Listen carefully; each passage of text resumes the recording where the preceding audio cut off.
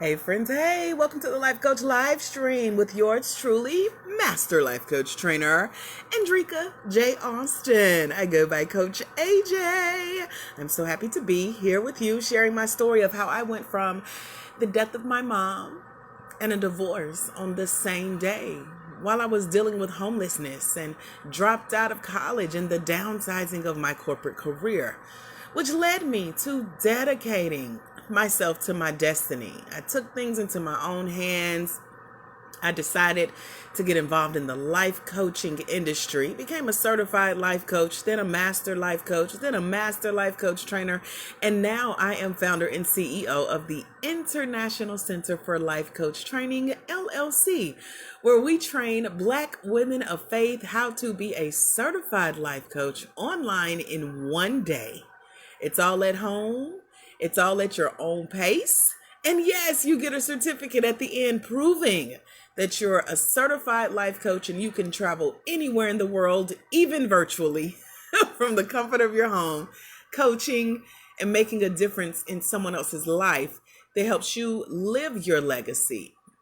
We also help you leave a legacy, but we'll talk about that a little bit later on, because today I'm here to talk about part 2 of what a life coach actually does. Some people don't know. They're like, AJ, what can I do with that certificate once I receive it?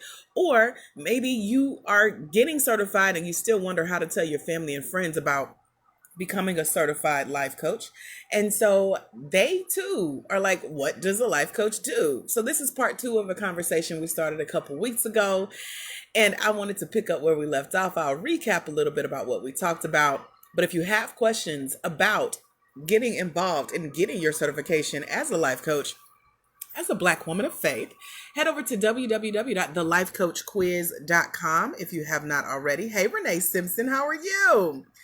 Again, it's www.thelifecoachquiz.com. If you have not taken the quiz, it's going to help you gain some clarity on what a life coach is to you. What speaks to your heart? What resonates with you when you try to tell people what a life coach does? So live here on Facebook, thelifecoachquiz.com has been dropped in the comments below, and I'm going to try to pin that. And then we'll dive into the content of today's live. I will not be before you long. These usually are short and to the point. So let's recap on what we talked about in part 1 of what does a life coach do. I'm giving you guys a list of ways. I told you on the previous live, it started out as 10 ways. Now I'm looking at a list of 12. So today is that second part of the list. So the first part, we talked about how coaches empower their clients. They get to encourage them and help them see their own potential. They also get to help them acknowledge their strength and achieve goals as they cast a vision for their life. And so part 2, we're picking up with how we walk with them through that vision for their life. And we do so by believing with them. We help them to believe in themselves if they need it. But I know when I got my first life coach, I'm like, I don't need you to believe in me. I believe in myself. I know I'm capable of great things, but I need somebody to believe with me, hold my hand, walk with me through it. Like, girl, I knew you could do it. Like, you knew you had this. You don't need me to tell you what you already know. Sometimes you just need somebody to go through the process of life change with you so you can have a witness. And that has been my thing for the last few years. I just need somebody to walk this road with me to witness, because some stuff needs proof. Some stuff needs, I was there. It really did happen. She really did do this. She really did go through this, make it through this, come out of this, So our job as a life coach is to believe with our clients that they can do life-changing events, and we're there with them. Another thing that a life coach does is advocate for our clients. So one thing I learned as a very, very new life coach about 7 years ago, I used to work with girls and moms, and my passion was to be the mentor I wish I would have had at a young age as a young girl, especially a young African-American girl living in the South. And so I remember I had an organization called Journey Girl, which is still near and dear to my heart. I actually have a tattoo of the words Journey Girl on my arm, and it's going to the grave with me, right? I love this business so much because I got to serve girls and got to have the conversations they were afraid to have with their moms. Everything from sex to sexually transmitted disease to masturbation to God to boys, school, things that they just would not talk to their parents about, meaning usually their mom, because most of the girls I worked with had single parent homes. And so one case in particular I remember was from a single parent home, newly single parent home, because the family was going through a divorce and there were multiple kids involved. And so the mom trusted me to walk with, believe with, mentor her daughter.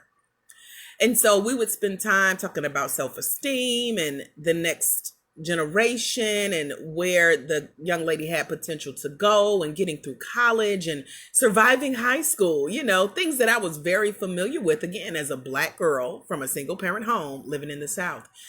And so after us working together, I would tell her how she could do it. And she's very smart and you've been through tougher things. Let's get you some scholarships. Let's write some essays. Let's get you some money for school so you can actually seize the opportunities that are on their way to you.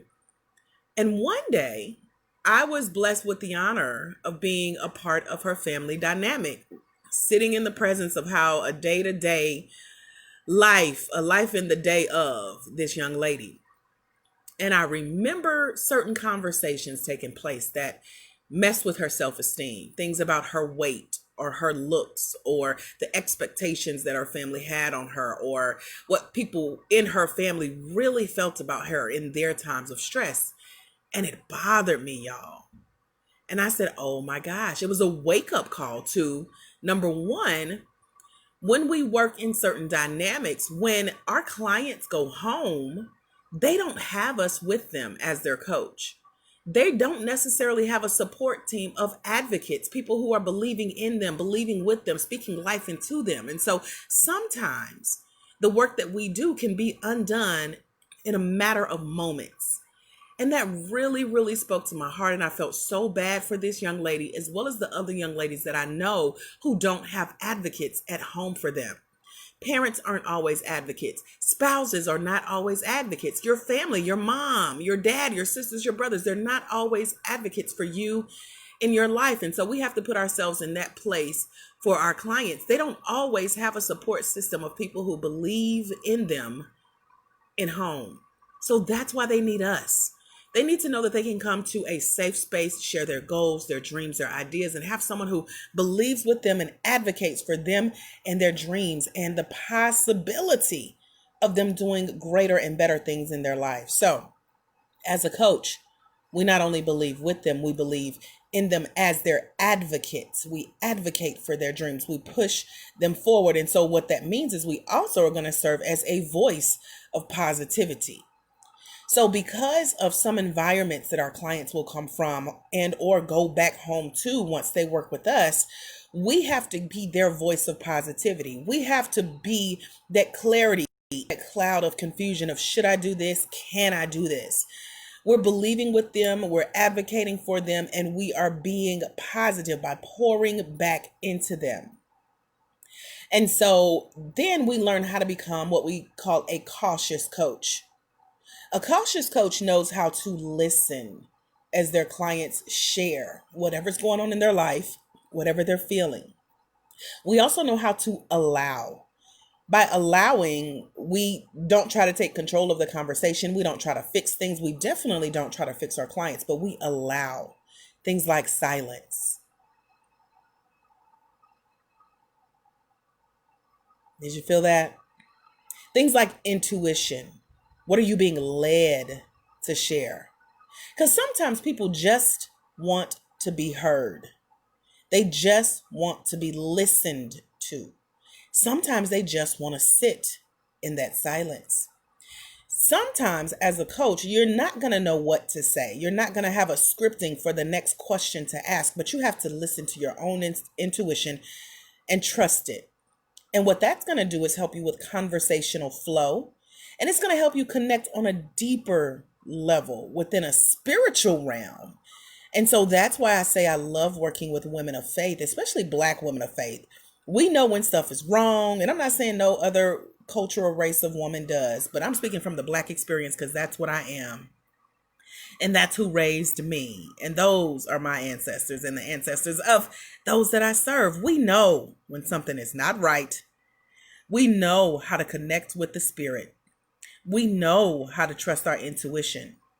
And by doing so, This allows for that conversational flow. It allows for that silence. It allows us to build trust with our clients. Perfect example is the young lady that I just gave you the example of. She recently sent me a Facebook message saying, I miss you. Y'all, I had no idea. It's been 20 plus years, I feel like.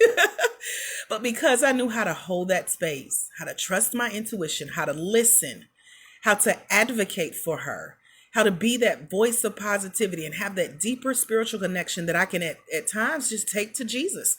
Because sometimes we may have to go to God for guidance on how to help our clients. That allowed me to be a cautious coach and focus on what my client needed. So as a coach, we never want to focus on whether or not our client is right or wrong, or whether we believe them or not. Because again, our job is to believe with them, to advocate for them, to be that voice of positivity, to listen, to allow that silence, to listen to our intuition, to go with the conversation flow, and to connect with them spirit to spirit. And so what that means is if you haven't been educated on the life coach certification process, or if you're one of those people who call yourself a coach and you haven't been certified yet, make sure you check out the quiz at thelifecoachquiz.com. Because what I love to do is break down the difference between being a girlfriend, being a mentor, and actually being a coach, or at least being on your way to becoming a certified life coach. And so as a coach, we know that there's never a right or wrong way for our client to achieve their life goals. As a coach, we're there rooting for them and with them. We're not giving them our opinion or sharing advice or trying to force things on them about what they should do. Because again, sometimes they get enough of that at home. So whether you want to work with the youth, or whether you want to work with young adults, or whether you want to work with young teen moms, your mind has to be open. Because just because we live our life a certain way, or we've been through certain things as adults, our clients need us to be there for them. They don't need us to teach them anything or train them on anything. They definitely don't need us to debate with them about, again, what's right or wrong, because they probably have had enough of that in their life. And that's why they're here with us as their coach. What they do want to hear is our feedback. They do want to hear our thoughts as it relates to them. Do we believe they can do it? Are we going to speak life into them? Are we going to hold the space and be there for them? Can they trust us with their vision? Do they trust the fact that they can achieve this goal with having us as their coach? Because they're strong enough to do it. They have the potential to do it. They just need our encouragement. That's a question to ask yourself as a coach. So being transparent, I only made it to number 9 on a list of 12. So that means we have one more part in this now 3-part series of what does a life coach do? And I love it because you cannot explain what we do as certified life coaches who are Black women making a difference in this world in one sentence. We need 3-part series. We need a conversation of how we can make an impact in the lives of those around us today. So I wanted to get on and I wanted to share what a life coach really does, especially when you're a Black woman of faith. And again, if you need help on that journey, make sure you check out the lifecoachquiz.com. See if life coaching is really speaking to your heart and to your spirit for this season in your life. Are you ready to make a difference as that encourager who empowers her clients and help them see their own potential? Do you want to be the one that helps people acknowledge their own strength as they achieve their goals, getting to that vision that they've casted for their future by believing with them, advocating for them, being that source of positivity, serving as that voice of positivity and listening to them, holding that space to connect with them on a deeper level? Are you that person that's ready to share what you see in them? We're not teaching, we're not training, we're not debating, we're remaining open-minded and open-hearted, and we're definitely not forcing our voice or our opinion on them. We're not going for a right or wrong answer, but we're simply there to serve as their sounding board and give some feedback. If that's you, meet me over at www.thelifecoachquiz.com.